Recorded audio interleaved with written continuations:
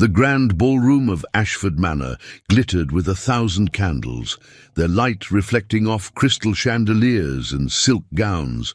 But Miss Flora Ashworth would not be among the dancers tonight. The Duke of Ravenscroft had made that abundantly clear. "A governess," he had said coldly that morning, his grey eyes like winter frost, "has no place among society. You will remain in the nursery wing." Flora had nodded, her cheeks burning with shame, unaware that by midnight everything would change, for when she slipped into the moonlit garden to escape her tears, she did not know he was watching, and she could not have imagined what he would confess when he found her there, alone beneath the stars, with a secret that would shatter both their carefully constructed worlds. If you're listening to this story, don't forget to click the like button, subscribe to the channel, and tell me in the comments from which part of the world you're listening to this story. I want to know how far it has traveled. The autumn of 1815 brought an unusual chill to the English countryside, settling over Ashford Manor like a silk shroud. Miss Flora Ashworth stood at the nursery window, watching the first carriages arrive for the evening's grand ball, their lanterns bobbing like fireflies through the gathering dusk. She pressed her palm against the cold glass, feeling the familiar ache of longing that had become her constant companion these past 6 months. At 23, Flora possessed the kind of beauty that society preferred to overlook in women of her station. Soft auburn curls that refused to stay properly pinned, eyes the colour of spring moss, and a figure that her modest grey governess gowns could not entirely disguise. But it was her mind that truly set her apart, a sharp intelligence that had proven both blessing and curse throughout her short life.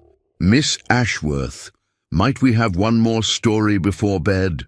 Little Amelia Cavendish, barely 7 years old, tugged at Flora's sleeve with the persistence of a child who had learned that her governess possessed a softer heart than most servants in the household.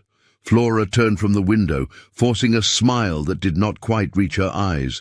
"Of course, darling, but then you must promise to sleep, for your uncle will want you well rested for your morning lessons." The child's uncle. His Grace, the Duke of Ravenscroft. Even thinking his name sent an uncomfortable flutter through Flora's chest, a sensation she had tried desperately to suppress since the day she had arrived at Ashford Manor to take up her position. Damien Cavendish, the 6th Duke of Ravenscroft, was everything Flora had been taught to admire and fear in equal measure. At 32, he commanded his household and his considerable estates with an iron discipline that left no room for sentiment or weakness.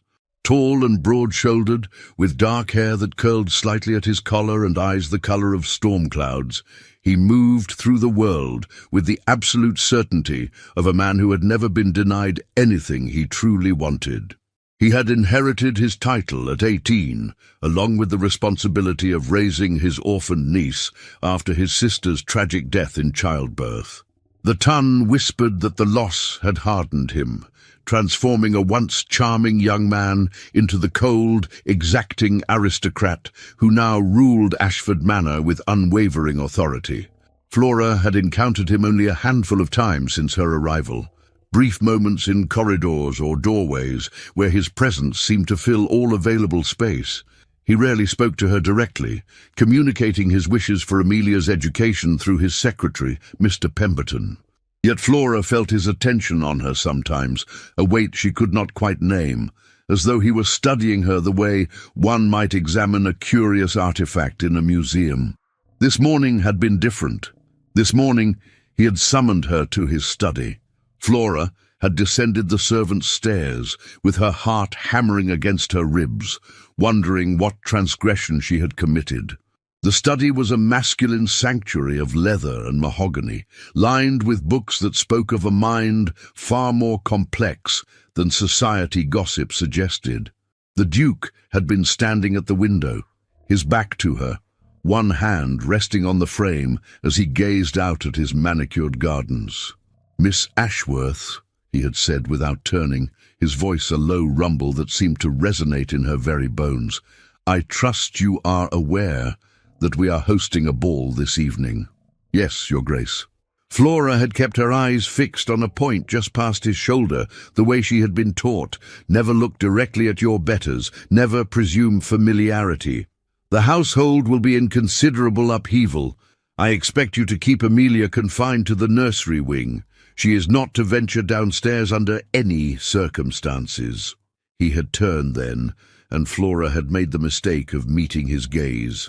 Those grey eyes had held something she could not decipher. A warning, perhaps, or a challenge. And you, Miss Ashworth, are similarly restricted. A governess has no place among society. You will remain in your quarters for the duration of the evening. Is that understood? The words had struck her like a physical blow, though she could not have explained why. She had no expectation of attending the ball, no illusions about her place in this household, yet the way he had said it, the deliberate emphasis on her station, had felt almost cruel. "Perfectly understood, Your Grace," she had replied, her voice steady, despite the heat rising in her cheeks. He had studied her for a long moment, his expression unreadable. "You may go." Flora had curtsied and fled, her hands trembling as she climbed back to the safety of the nursery. Now, hours later, as she settled Amelia into bed with a story about a brave princess who saved herself, she could still feel the sting of his dismissal. The manor below had transformed into a glittering spectacle. Through the nursery window, Flora could see the ballroom ablaze with light, could hear the faint strains of a waltz drifting up through the floorboards. She imagined the ladies in their silk gowns, the gentlemen in their evening dress, all moving through the elaborate choreography of high society. Once, she had been part of that world. Once before her father's gambling debts had destroyed everything, Flora Ashworth had been the cherished daughter of a respected baronet. She had attended balls and soirees, had danced and laughed and believed that her future held nothing but promise. Then her father had died, the creditors had descended like vultures, and Flora had discovered that society's affection was as substantial as morning mist. Her mother's distant cousin had secured her the position at Ashford Manor, a charity that came with the unspoken understanding that Flora should be grateful for any employment at all. And she was grateful, truly. Amelia was a sweet child, the work was not arduous, and the Duke paid a fair wage. But on nights like this, when the music drifted up from below and she remembered what it felt like to wear silk instead of wool, to be seen instead of invisible, the gratitude tasted bitter on her tongue. "Miss Ashworth, why are you sad?" Amelia's sleepy voice broke through her reverie. Flora smoothed the child's dark curls, so like her uncle's. "I'm not sad, darling, just thoughtful. Uncle Damien says thinking too much leads to melancholy." Amelia yawned, her eyelids drooping. "He says we must always look forward, never back." "Your uncle is very wise," Flora murmured, though she wondered if the Duke followed his own advice, or if he too was haunted by the past. She remained by Amelia's bedside until the child's breathing deepened into sleep, then retreated to her own small chamber adjacent to the nursery. It was a modest room, but Flora had made it her own, with books borrowed from the manor's extensive library and wildflowers gathered from the gardens during her afternoon walks with Amelia. Through her window, she could see the terrace where couples had begun to emerge for air between dances, their laughter carrying on the cool night breeze. Flora pressed her forehead against the glass, feeling the weight of her isolation settle over her like a heavy cloak. She should retire. She should change into her nightdress and climb into bed with one of her books, and forget that the rest of the world was dancing below. But something restless stirred in her chest, a rebellion against the invisible walls that confined her. The Duke had forbidden her from attending the ball. He had not forbidden her from taking air in the gardens. The thought was dangerous, foolish even. But Flora found herself reaching for her shawl, her heart beginning to race with a mixture of defiance and fear. She would not go near the ballroom, would not risk being seen by the guests. But surely she could slip out through the servants' entrance, could walk among the roses in the moonlight for just a few moments of freedom. She moved quietly through the darkened nursery, pausing to ensure Amelia still slept soundly. The servants' stairs were deserted, the household staff occupied with the demands of the ball. Flora's soft slippers made no sound on the stone steps as she descended, her pulse quickening with each floor she passed. The night air hit her face like a benediction when she finally slipped through the kitchen door into the gardens. The moon hung full and luminous above the manor, casting everything in shades of silver and shadow. Flora pulled her shawl tighter and hurried away from the lighted windows, seeking the shelter of the rose garden where she and Amelia often played. Here, surrounded by the last blooms of autumn and the whisper of leaves in the breeze, Flora finally allowed herself to breathe. She closed her eyes and tilted her face toward the moon, feeling something tight in her chest begin to loosen. She did not hear the footsteps approaching until it was too late.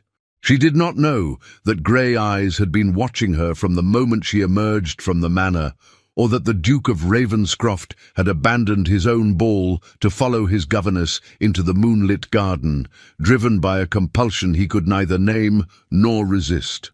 "Miss Ashworth." The Duke's voice cut through the silence like a blade, and Flora's eyes flew open. Her heart lurched violently in her chest as she spun around to find him standing not 10 paces away, his tall frame silhouetted against the moonlight. He had removed his evening jacket, and his white shirt gleamed in the darkness, making him appear almost spectral. "Your Grace!" Flora's hand flew to her throat, her breath coming in short gasps. I did not mean... Did I not make myself clear this morning?" He moved closer, and Flora instinctively stepped back, her spine meeting the rough bark of a rose arbor. "I specifically instructed you to remain in your quarters."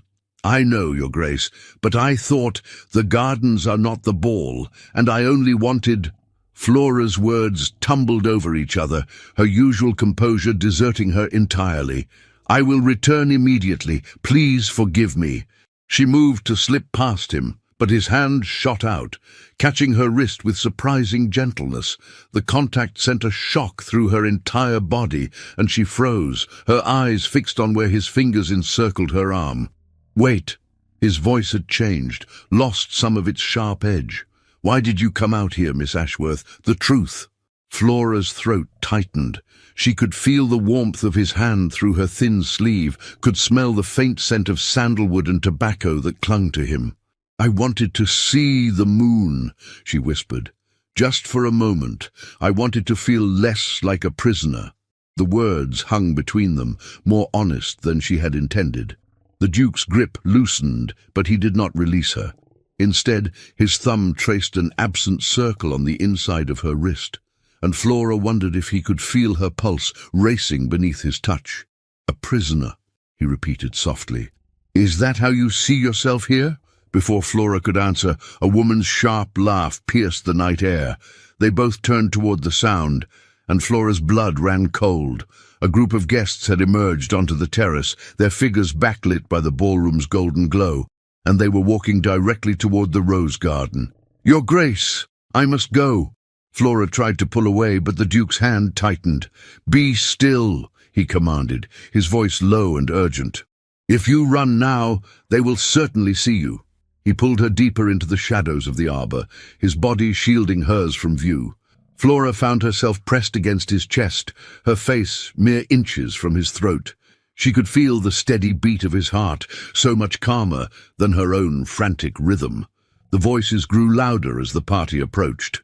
Flora recognized Lady Pemberton's affected tones, followed by the deeper rumble of Lord Ashford, a neighbouring landowner.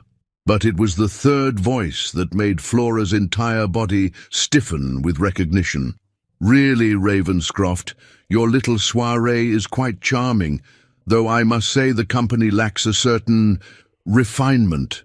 The speaker was Lady Cordelia Blackwood, daughter of the Earl of Westmere, and the woman society had long expected the Duke to marry.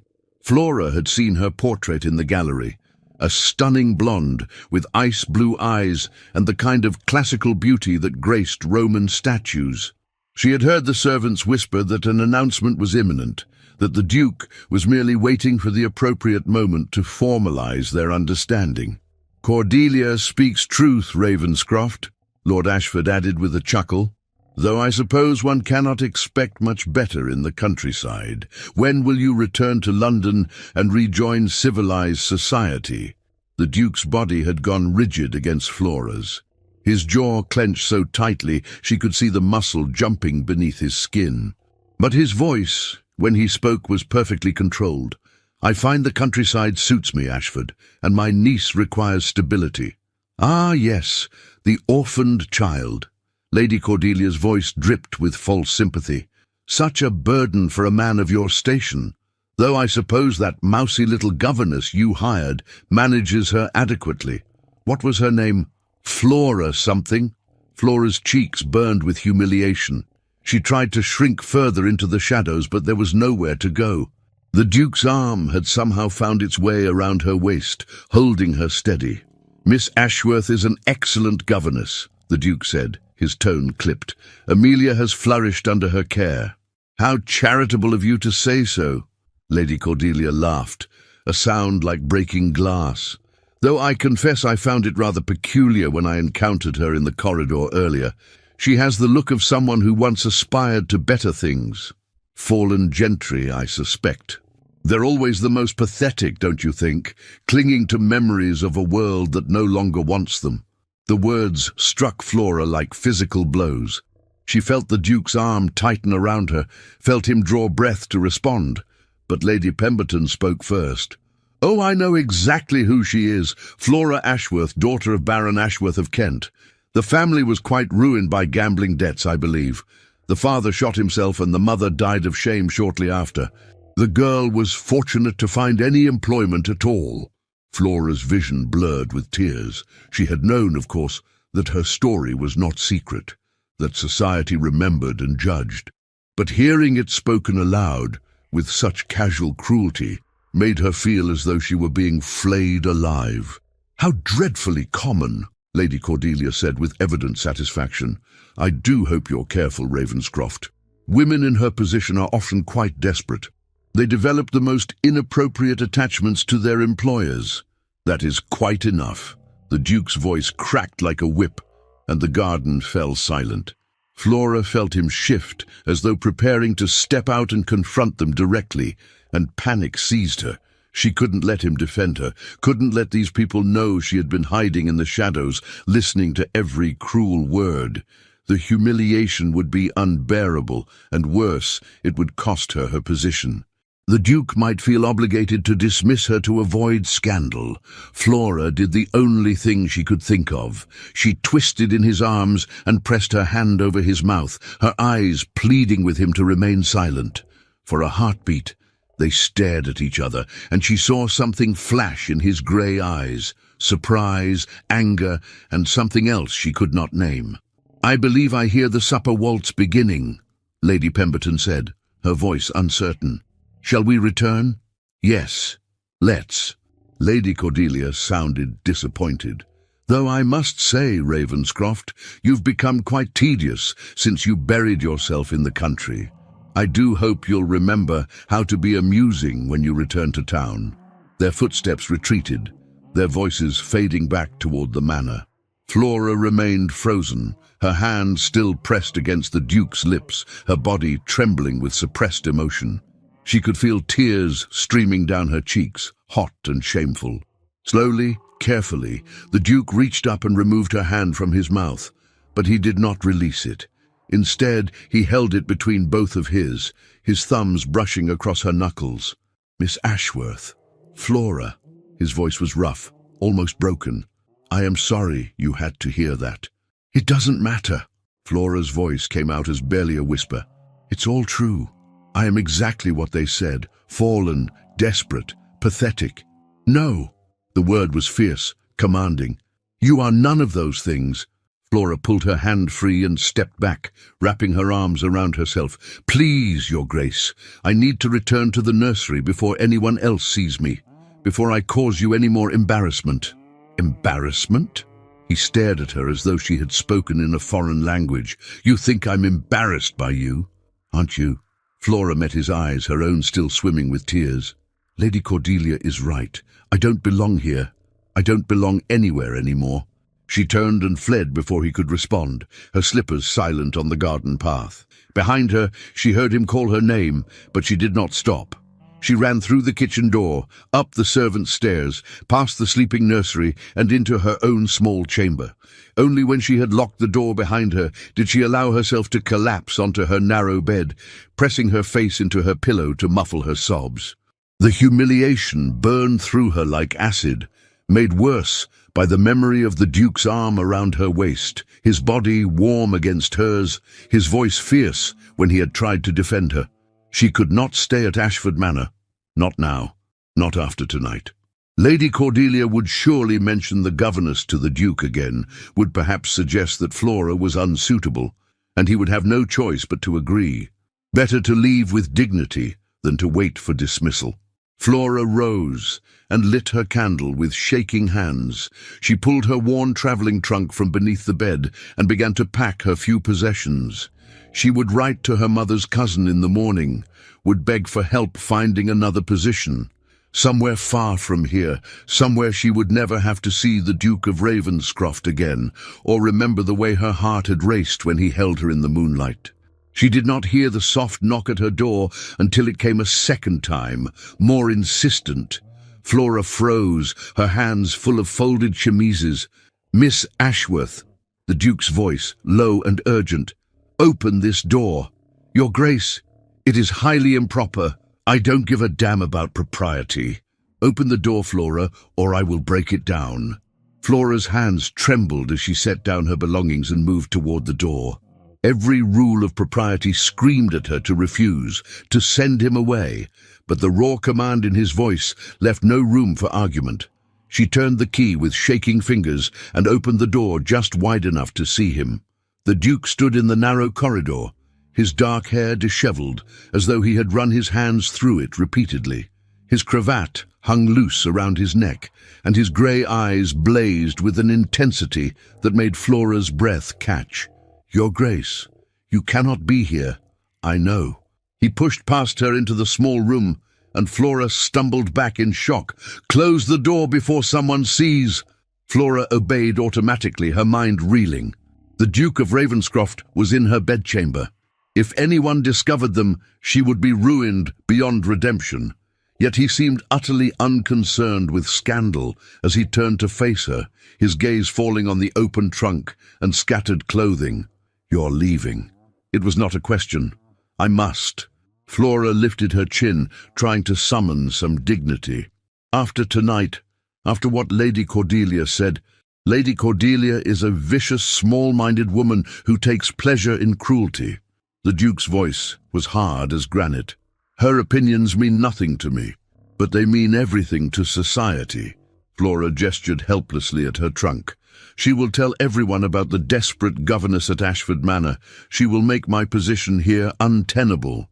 Better that I leave now before you are forced to dismiss me." "I would never dismiss you." He took a step closer, and Flora retreated until her back pressed against the wall. "Amelia adores you. You have given her something I could not: warmth, laughter, genuine affection.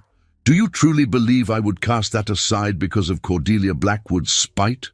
Flora's throat tightened with emotion. "You don't understand. People like Lady Cordelia have power. They can destroy what little reputation I have left, and if there is even a whisper of impropriety between us—" She gestured at the space between them, at the shocking intimacy of this moment. "Your Grace, you are in my bedchamber. If anyone knew, then we will ensure no one knows." His voice softened slightly. "Flora, listen to me. I will not allow you to flee into the night because of wounded pride or fear of gossip. It is not pride." The words burst from her before she could stop them. "It is survival. You stand there in your fine clothes, in your grand manner, and you speak of gossip as though it were nothing.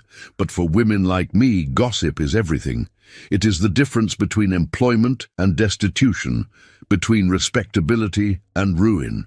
You cannot possibly understand what it means to have nothing, to be nothing, to exist only at the mercy of others' charity." The silence that followed was deafening. Flora pressed her hand to her mouth, horrified by her outburst. She had just shouted at a duke, in her bedchamber, while he stood mere feet away from her unmade bed. "You're right." His voice was quiet, almost gentle. "I cannot fully understand, but I'm not as ignorant as you believe." He moved to her small window, gazing out at the moonlit gardens below. "My father was a tyrant who ruled through fear and violence. When he died and I inherited, I discovered he had nearly bankrupted the estate through gambling and poor investments. I was 18 years old and I had a choice: let everything crumble or rebuild from nothing. I chose to rebuild." Flora stared at his broad back, shocked by this unexpected confession. "I worked like a common laborer," he continued. "I learned estate management, agriculture, investment. I dismissed the sycophants and hired competent stewards. I made enemies among the ton because I refused to play their games or waste my fortune on their frivolous pursuits. And when my sister died and left me with a traumatized child to raise, I learned that all the wealth and power in the world means nothing if you cannot give one small girl the love and security she deserves." He turned back to face her, and Flora saw something raw and vulnerable in his expression. "So no, I may not understand your exact circumstances, but I understand what it means to feel trapped, to be judged by a society that values appearance over substance. And I understand what it means to meet someone who sees the world clearly, who possesses both intelligence and compassion, and to realize that such people are extraordinarily rare." Flora's heart hammered against her ribs. "Your Grace, what are you saying?" "I am saying that I forbade you from attending the ball tonight because I knew Cordelia would be there. I knew she would see you, and I knew she would be cruel." He took a step toward her. "I was trying to protect you, though I see now that I only made things worse." "Why would you want to protect me?" Flora whispered. The Duke's jaw tightened. "Because for the past 6 months, I have found myself inventing excuses to walk past the nursery, because I have listened outside the door while you teach Amelia, marveling at your patience and creativity. Because I have watched you in the gardens, laughing with my niece, and thought that I had never seen anything more beautiful in my entire life." Flora's legs felt weak. "You cannot mean that." "I do mean it." His voice was fierce now. "And it terrifies me, Flora. You terrify me, because you have made me want things I thought I had buried with my sister. You have made me imagine a future that includes more than duty and responsibility." "Lady Cordelia," Flora began, but he cut her off with a sharp gesture. "Lady Cordelia and I have an understanding, nothing more. Our families expect a match, but I have made no promises and offered no proposal. She assumes too much." Flora's mind whirled. This could not be happening. Dukes did not confess their feelings to governesses in moonlit bedchambers. This was madness, a dream from which she would surely wake. "Your Grace, even if what you say is true, there is no future for us. The difference in our stations—" "Damn our stations!" He closed the distance between them in 2 strides, his hands coming up to frame her face. "I am tired of living according to society's rules.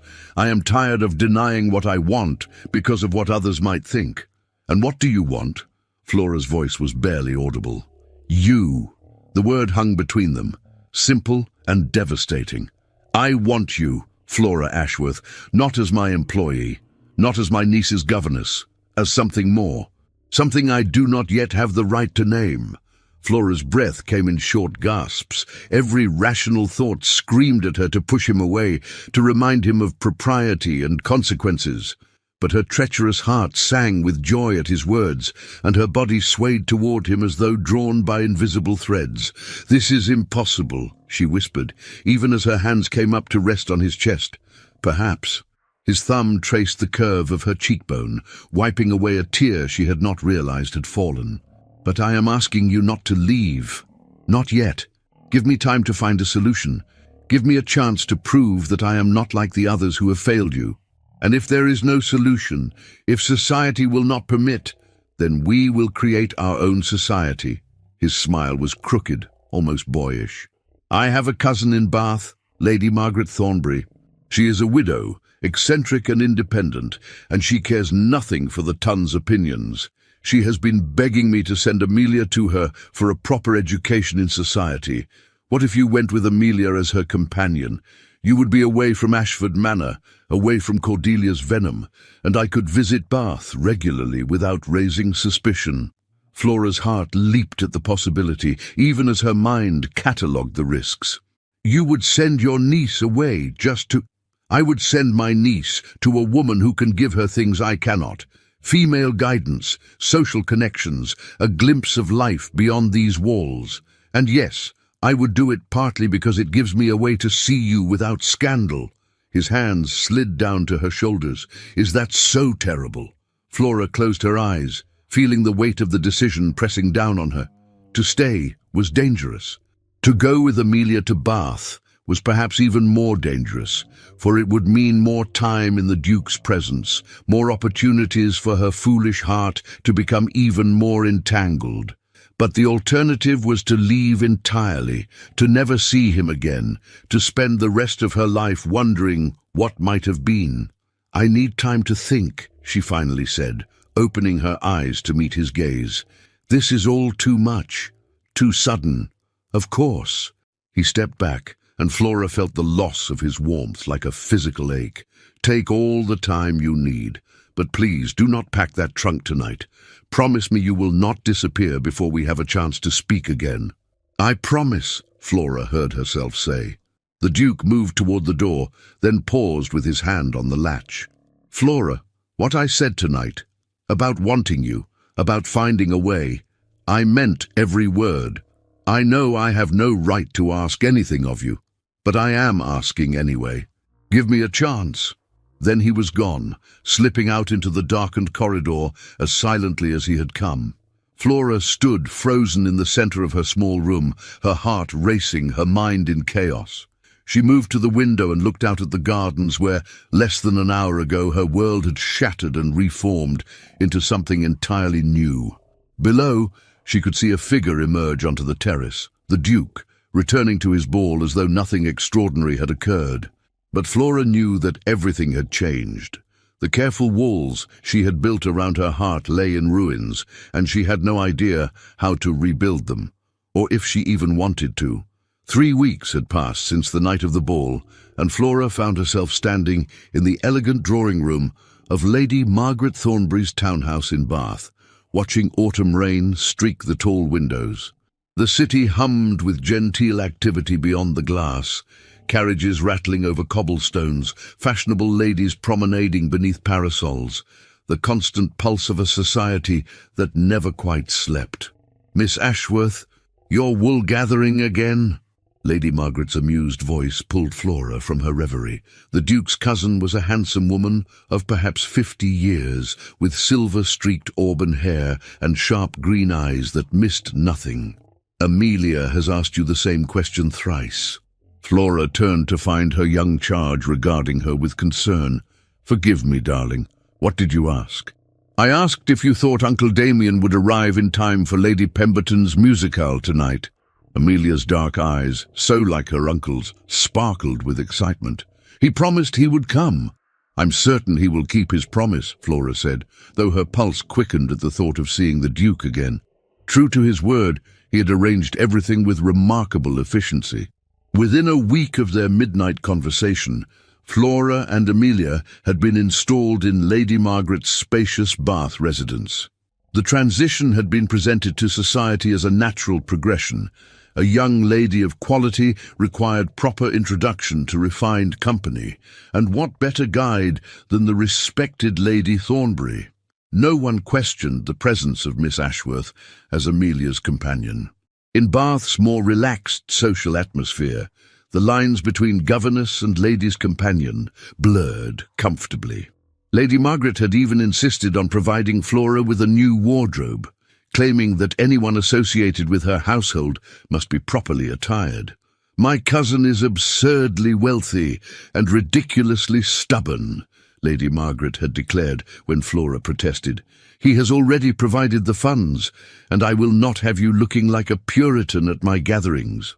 Consider it part of your employment, if it soothes your pride. Now Flora possessed gowns of soft muslin and silk in shades of green and gold that brought out the colour of her eyes. She had learned to dress her hair in the current fashion, to move through Lady Margaret's drawing room with the confidence of someone who belonged. It was both exhilarating and terrifying, this return to a world she had thought lost forever. The Duke had visited twice since their arrival, ostensibly to check on his niece's progress, but Flora had felt his eyes on her during those visits, had caught the way his gaze lingered when he thought no one was watching. They had not been alone together since that night in her bedchamber, but the memory of his confession hung between them like a silk thread, invisible but unbreakable. "He's here!" Amelia suddenly shrieked, pressing her face to the window. "Aunt Margaret, Uncle Damien's carriage just arrived." Lady Margaret smiled indulgently. "Then perhaps you should greet him properly in the entrance hall, rather than gawking like a housemaid."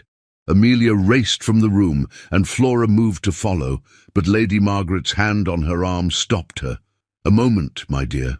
Flora turned, her heart sinking. Lady Margaret's expression had grown serious.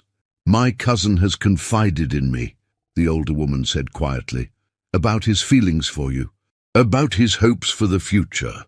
Flora's cheeks flamed.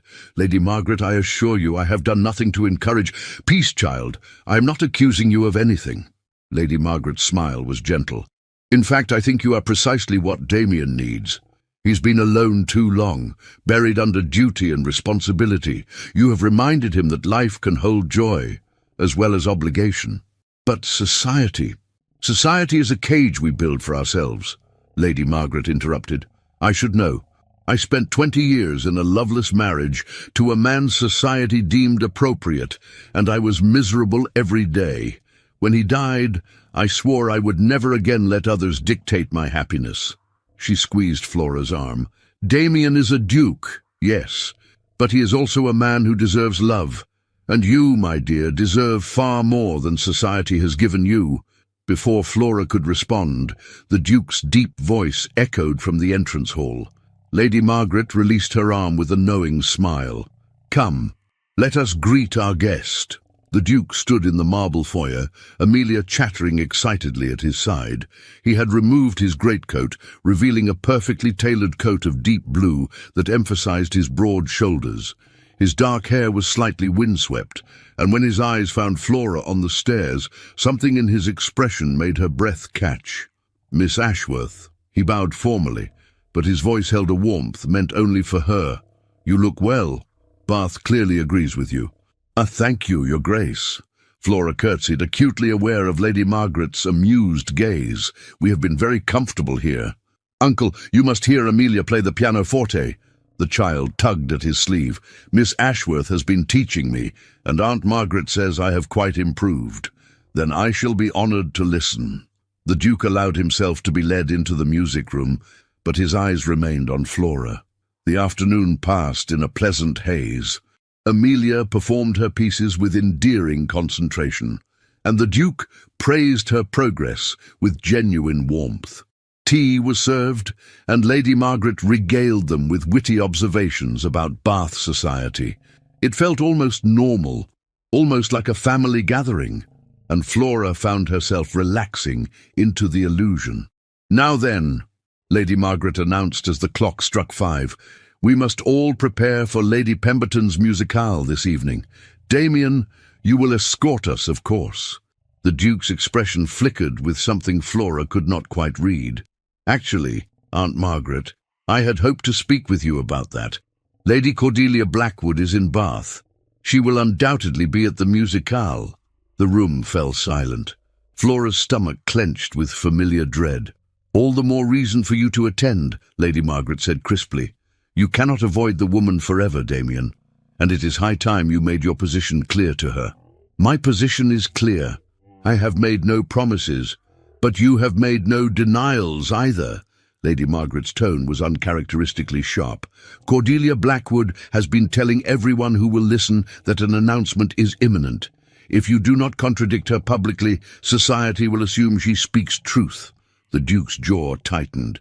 "Very well, we will all attend." His gaze found Flora's. All of us. Flora's heart hammered. Your Grace, perhaps it would be better if I remained here with Amelia. Nonsense, Lady Margaret interjected. Amelia is invited, and you are her companion. It would be remarked upon if you did not attend. Besides, it is time Bath society met the accomplished Miss Ashworth properly. Flora wanted to protest further, but the determination in both the Duke's and Lady Margaret's expressions told her it would be futile. She was going to face Lady Cordelia Blackwood again, and this time there would be no shadows to hide in. The musicale was held in the assembly rooms, a grand space glittering with chandeliers and crowded with Bath's elite. Flora entered on Lady Margaret's arm, with Amelia between them and the Duke following behind. She felt the weight of curious stares, heard the whisper of speculation as people recognized the Duke of Ravenscroft, and wondered about his companions. "Steady," Lady Margaret murmured. "Head high, shoulders back. You belong here as much as any of them." They had barely settled into their seats when a vision in pale blue silk materialized before them. Lady Cordelia Blackwood looked even more beautiful than Flora remembered, her blonde hair arranged in perfect ringlets, her blue eyes cold as winter ice. Ravenscroft, what a delightful surprise! Cordelia's smile was all teeth. "I had not expected to see you in Bath. You usually find such gatherings tedious." "Lady Cordelia," the Duke's bow was perfunctory, "may I present my cousin, Lady Margaret Thornbury, my niece Miss Amelia Cavendish, and Miss Flora Ashworth, Amelia's companion." Cordelia's gaze swept over Flora with barely concealed disdain. "Miss Ashworth, how curious! I could swear we have met before." "We have not been formally introduced, Lady Cordelia," Flora said, keeping her voice steady. "No, but I remember now. You were the governess at Ashford Manor." Cordelia's smile sharpened. "How extraordinary that you should now be parading about Bath, as though you were a lady of quality."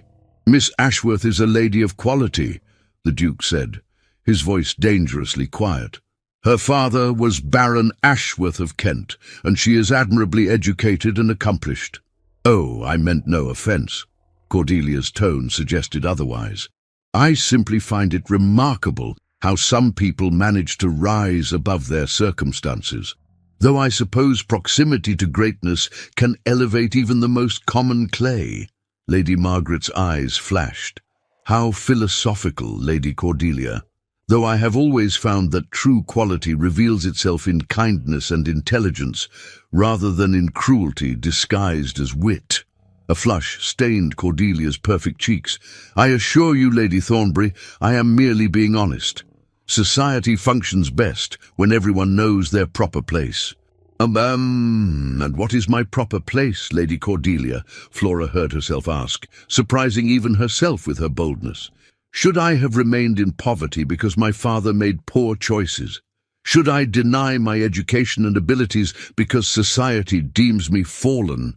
Cordelia's eyes narrowed. "You should remember that charity has limits, Miss Ashworth, and that those who reach above their station often find themselves falling even further. That is enough." The Duke's voice cut through the tension like a blade. He stood, drawing every eye in their vicinity.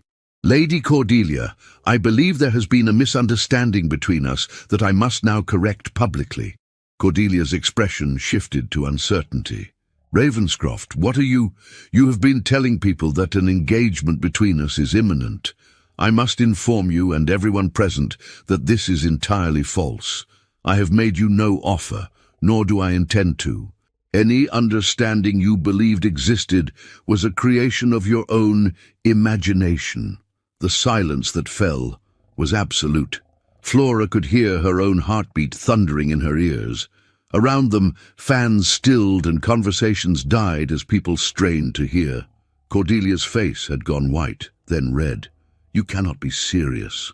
Our families have had an understanding for years. Our families may have had hopes. I did not." The Duke's expression was implacable. "I apologize if I gave you false expectations through my silence, but I will not allow that silence to be mistaken for consent any longer." He turned to Flora and extended his hand. "Miss Ashworth, Would you do me the honor of sitting beside me for the performance?" Flora stared at his outstretched hand, aware that every eye in the room was upon them. To accept would be to declare herself publicly, to step out of the shadows and into the light of society's scrutiny. To refuse would be to retreat back into invisibility, to safety. She thought of the girl she had been, the one who had believed society's judgment defined her worth, and she thought of the woman she was becoming, the one who had learned that true value came from within.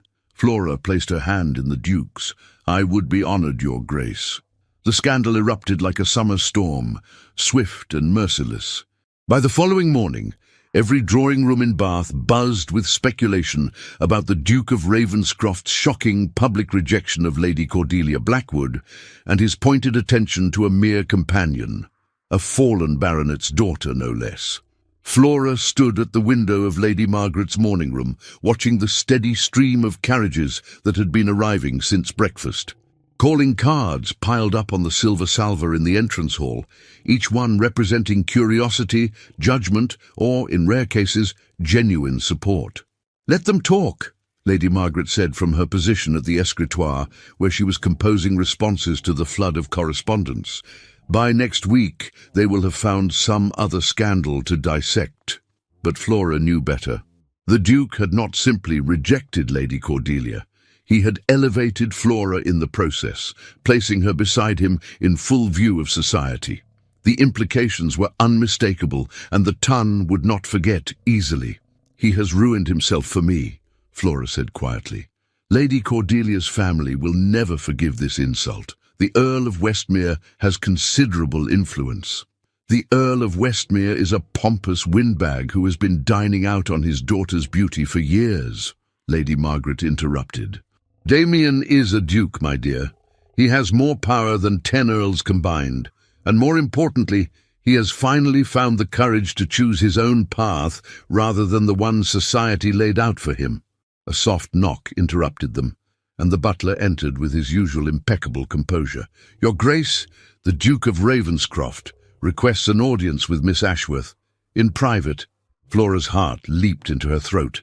Lady Margaret's eyes sparkled with knowing amusement. "Show him to the library, Pemberton. Miss Ashworth will join him momentarily." When the butler had withdrawn, Lady Margaret rose and took Flora's hands. "Whatever he asks you, whatever he offers, remember this. You deserve happiness. You deserve love. Do not let fear or false modesty rob you of either." Flora nodded, unable to speak past the tightness in her throat. She smoothed her gown. A soft green muslin that Lady Margaret had insisted brought out her eyes, and made her way to the library on trembling legs. The Duke stood before the fireplace, his back to the door, one hand braced against the mantelpiece. He had discarded his coat, and his white shirt stretched across his broad shoulders. At the sound of her entrance, he turned, and Flora's breath caught at the intensity in his grey eyes. "Flora." Her name was a prayer on his lips. "Thank you for coming. Your Grace, about last night," she began, but he crossed the room in 3 strides and took her hands in his. "Damien," he said firmly. "When we are alone, I am Damien, not Your Grace, not Ravenscroft, just Damien." Flora's pulse raced at the intimacy of his request. "Damien," she whispered, testing the name on her tongue. "What you did last night was incredibly reckless. Lady Cordelia will never forgive you, and her family can do nothing to me that I have not already considered and dismissed." His thumbs traced circles on the backs of her hands. "Flora, I am tired of living my life according to other people's expectations. I am tired of pretending that duty is enough, that responsibility can fill the emptiness inside me. But your position, your reputation, mean nothing without you." The words hung between them, raw and honest. "These past 3 weeks, watching you bloom in my aunt's household, seeing you laugh and speak freely without fear, it has shown me what life could be, what I want it to be." Flora's eyes filled with tears. "You barely know me. How can you be certain?" I know that you are kind without being weak, intelligent without being cruel, that you love my niece with a fierce protectiveness that humbles me, that you see the world with clear eyes and a generous heart." He released one of her hands to cup her cheek. "I know that when I am near you, I feel more alive than I have in years. Is that not enough? Society will say I trapped you, that I used my position to ensnare a wealthy husband. Society can go to hell." The vehemence in his voice startled her. "Flora, I am asking you to marry me, not because of duty or obligation or social expectation, but because I cannot imagine my future without you in it." The world seemed to tilt beneath Flora's feet. "Marry you," she repeated faintly. "You want to marry me?" "More than I have ever wanted anything." He drew a small velvet box from his waistcoat pocket and opened it to reveal a ring, a simple band of gold set with a single emerald that caught the morning light. "This was my mother's. She was the only person in my family who understood what it meant to be trapped by circumstance. Before she died, she made me promise that when I married, it would be for love, not duty. I have carried this ring for 14 years, waiting for someone who made me want to keep that promise." Flora stared at the ring, her vision blurring with tears. "Your family will object. The ton will be scandalized. My family consists of Amelia and Aunt Margaret, both of whom adore you. As for the ton, they will gossip for a season and then move on to the next scandal. But you and I, we could have a lifetime." He knelt before her, still holding the ring. "Flora Ashworth, will you do me the extraordinary honor of becoming my wife?" Every rational thought screamed at her to refuse, to protect him from the consequences of this choice. But her heart, that treacherous organ, sang with joy at the possibility of a future she had never dared imagine. "Yes," she whispered. "Yes, Damien, I will marry you." His smile was incandescent. He slipped the ring onto her finger, a perfect fit, and rose to pull her into his arms. Flora went willingly, pressing her face against his chest and feeling the steady beat of his heart beneath her cheek. "I will make you happy," he murmured into her hair. "I swear it." "You already have," Flora replied, tilting her face up to his. The kiss, when it came, was gentle and reverent, a promise sealed with touch. Flora felt something inside her unfurl, like a flower opening to sunlight after a long winter. This was what she had been missing, what she had thought lost forever, the simple joy of being cherished, of being chosen. When they finally drew apart, both breathless, Damien rested his forehead against hers. "We should tell Amelia and Aunt Margaret, though I suspect she already knows." Flora laughed, a sound of pure happiness. "I suspect the entire household knows by now." They found Amelia in the music room with Lady Margaret, both pretending to be absorbed in a duet, but clearly waiting for news. The moment Flora and Damien entered, hand in hand, Amelia shrieked with delight and launched herself at them. "You're going to marry Uncle Damien! I knew it! I knew it!" The child bounced with excitement. "Does this mean you'll be my aunt? Will you live with us at Ashford Manor? Can I be in the wedding?" "Yes to all of it," Damien said, laughing as he scooped his niece into his arms, "though we may need to discuss the details." Lady Margaret approached Flora with tears in her eyes. "Welcome to the family, my dear, though I suspect you have been part of it for some time now." The next hours passed in a blur of planning and celebration. Damien insisted on a special license, wanting to marry as soon as possible. "I have waited long enough for happiness," he declared. "I will not wait a moment longer than necessary." They decided on a small ceremony in Bath, to be held in 1 week's time. Only family and close friends would attend, Lady Margaret, Amelia, and a handful of Damien's trusted associates. The ton could gossip all they wished. This wedding would be about love, not spectacle. But first, there was one final confrontation to endure. 3 days before the wedding, Lady Cordelia Blackwood requested an audience with Flora. Against Damien's wishes, Flora agreed to receive her, feeling she owed the other woman at least that courtesy. They met in Lady Margaret's drawing room, with the older woman present as chaperone. Cordelia entered like a queen in exile, her beauty marred by bitterness and wounded pride. "I suppose you think yourself very clever," Cordelia said without preamble, "snaring a duke from your position as a servant." "I never sought to snare anyone," Flora replied calmly. "I simply did my duty and cared for his niece." "How noble." Cordelia's laugh was harsh. "Do you truly believe he loves you?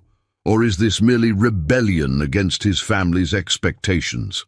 Men like Ravenscroft do not marry women like you, not for love, perhaps for novelty or to prove a point, but never for love." The words stung, touching on Flora's deepest fears, but she thought of Damien's eyes when he had proposed, the reverence in his voice when he spoke her name. "I believe," Flora said quietly, "that love is not determined by birth or station, but by the courage to choose it. Damien has shown that courage. I am sorry you cannot see it." Cordelia's composure cracked. "You have stolen my future. Everything I was promised, everything I worked for." "No one promised you, Damien," Lady Margaret interjected sharply. "You assumed, and assumption is not the same as promise. If you had truly loved him, you would want his happiness, even if it was not with you." "Love?" Cordelia spat the word like poison. "Love is a fairy tale for children and fools. Marriage is about alliance, about power and position. You have taught him nothing but weakness." "Then I pity you," Flora said, and meant it.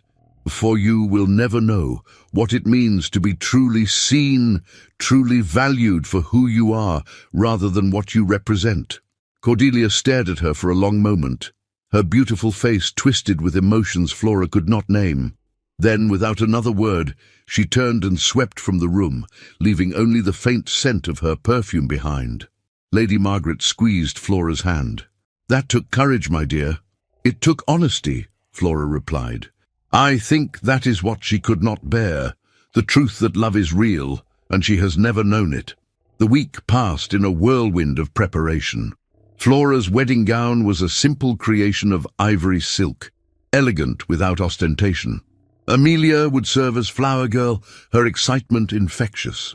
Damien visited daily, stealing moments alone with Flora to share kisses and whispered promises. On the evening before the wedding, as Flora stood once more at the window watching the sun set over Bath, she reflected on the extraordinary journey that had brought her here. From the humiliation in the moonlit garden to this moment of anticipated joy, she had travelled further than miles could measure. She had learned that true worth was not determined by society's judgment, but by the content of one's character. She had learned that love, when freely given and freely received, had the power to transform everything. And she had learned that sometimes the greatest courage lay not in accepting one's fate, but in daring to choose a different path. Tomorrow she would become the Duchess of Ravenscroft, but tonight she was simply Flora, a woman who had found her way home at last. The spring of 1816 arrived with unusual warmth, bathing Ashford Manor in golden light that seemed to promise new beginnings.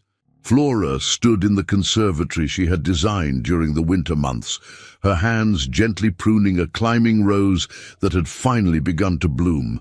6 months had passed since her wedding day, and the transformation of both the estate and her life felt nothing short of miraculous. "Your Grace, the ladies from the village have arrived for the reading circle." Mrs. Henderson, the housekeeper who had once regarded Flora with suspicion, now smiled with genuine warmth. "Shall I have tea served in the library?" "Yes, thank you, Mrs. Henderson, and please ensure there are enough biscuits. Mrs. Talbot's daughter is expecting, and she has quite the appetite these days." Flora set down her shears and removed her gardening gloves, still marvelling at how naturally the role of Duchess had settled upon her shoulders. The reading circle had been her first initiative as mistress of Ashford Manor, a weekly gathering where women from the estate and surrounding village came to discuss books, share knowledge, and learn from one another.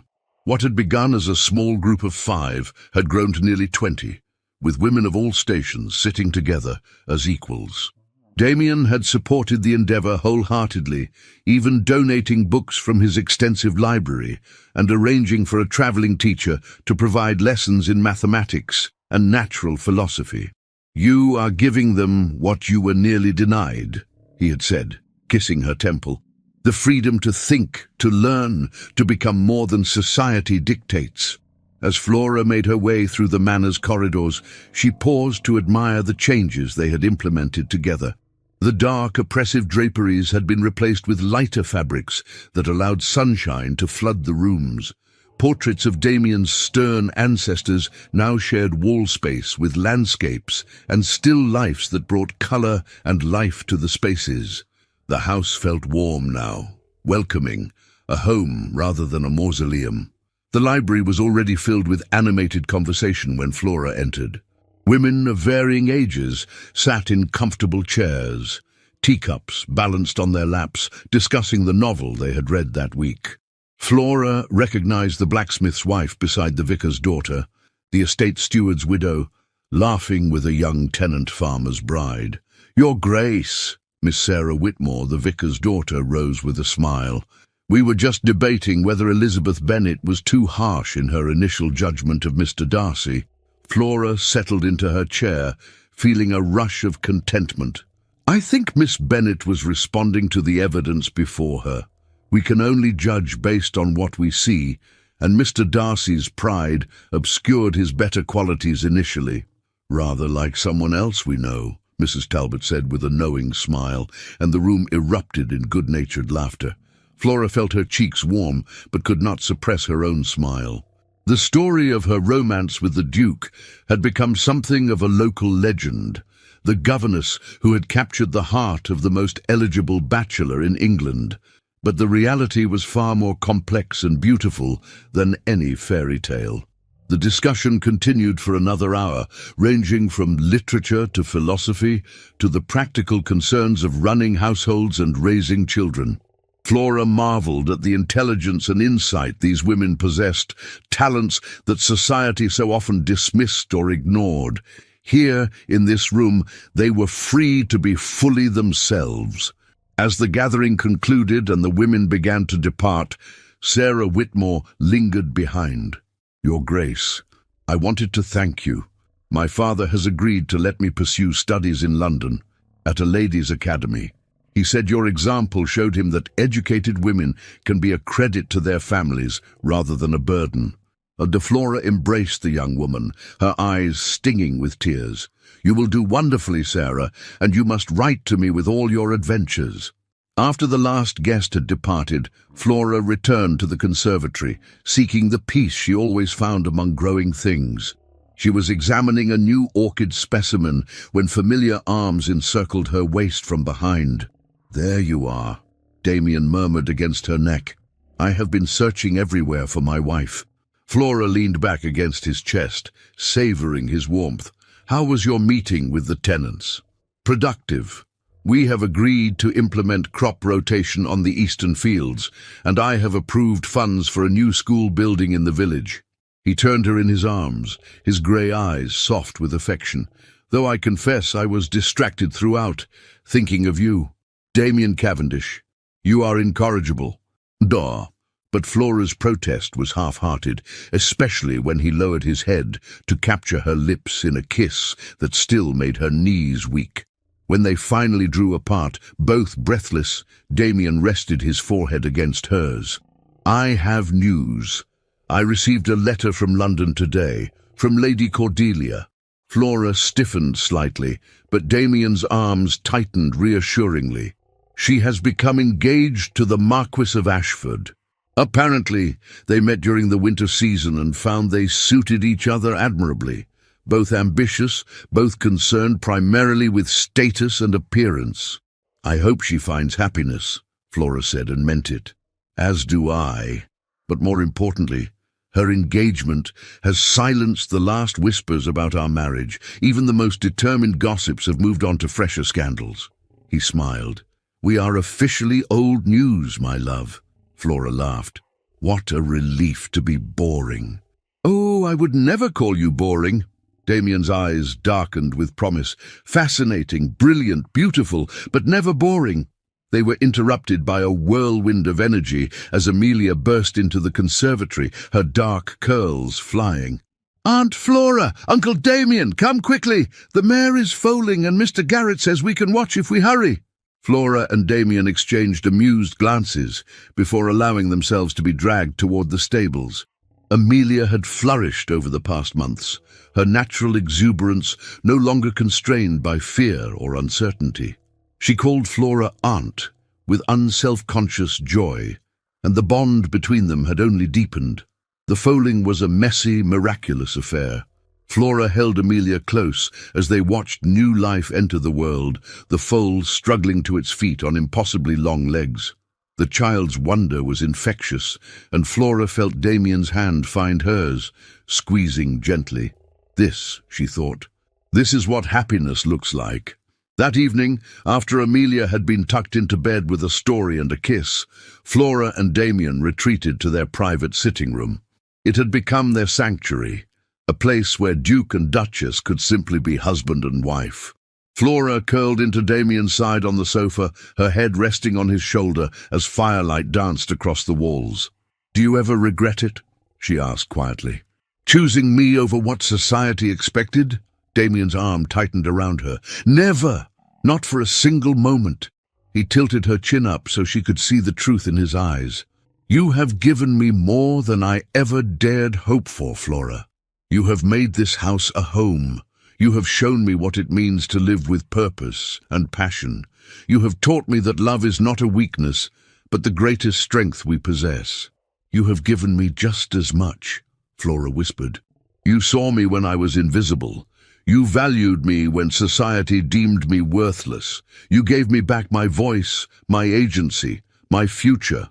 "We gave those things to each other," Damien corrected gently. "That is what partnership means." They sat in comfortable silence for a while, watching the fire burn low. Flora thought about the girl she had been a year ago, frightened, ashamed, convinced that her life held nothing but servitude and shadows. That girl could never have imagined this moment, this profound contentment. "I have something to tell you," Flora said, her heart beginning to race with nervous excitement.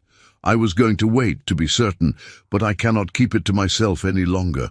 Damien straightened, his full attention on her. "What is it?" Flora took his hand and placed it gently on her still flat abdomen. "I believe we are going to have a child. In the autumn, if my calculations are correct."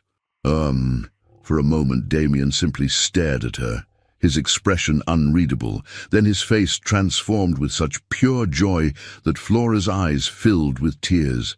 He pulled her into his arms, holding her as though she were made of spun glass. "A child," he breathed. "Our child. Flora, you have made me the happiest man in England." "Are you pleased?" Flora asked, though his reaction left no doubt. "Pleased does not begin to describe it." He pulled back to cup her face in his hands. "You have given me everything I never knew I needed. Love, purpose, and now this. A future that extends beyond duty and obligation. A family built on choice and affection." They held each other as the fire died to embers, making whispered plans for the future. They would need to prepare a nursery, hire a nurse, inform Amelia, who would be thrilled to have a cousin. But beneath the practical considerations lay a deeper truth. They were creating something entirely their own, a legacy of love rather than mere lineage. Later, as they prepared for bed, Flora caught sight of herself in the mirror. She looked different from the pale, frightened governess who had arrived at Ashford Manor a year ago. Her eyes held confidence now. Her posture spoke of belonging. The emerald ring on her finger caught the candlelight, a constant reminder of the moment her life had changed forever. "What are you thinking?" Damien asked, coming to stand behind her, his hands resting on her shoulders. "I'm thinking about gardens," Flora said softly, "about how plants can survive in the most inhospitable conditions if they are given just a little care, a little sunlight, a little room to grow. I was withering in the shadows, Damien. You brought me into the light." "No, my love." He kissed the top of her head. "You brought yourself into the light. I merely recognized what was already there, your strength, your resilience, your extraordinary capacity for growth. You bloomed, because that is what you were always meant to do. Flora turned in his arms, rising on her toes to kiss him. Then we bloomed together, and we will continue to bloom, here in the life we have chosen. As they extinguished the candles and climbed into bed, Flora reflected on the strange and winding path that had led her to this moment. The humiliation in the moonlit garden that had seemed like an ending had actually been a beginning. The Duke, who had forbidden her from attending the ball, had followed her into the darkness and found her there, waiting to be seen. Society had tried to define her by her losses, her father's death, her family's ruin, her fall from grace. But Flora had learned that she was not defined by what had been taken from her, but by what she had chosen to become. She had chosen courage over fear, hope over despair, love over safety.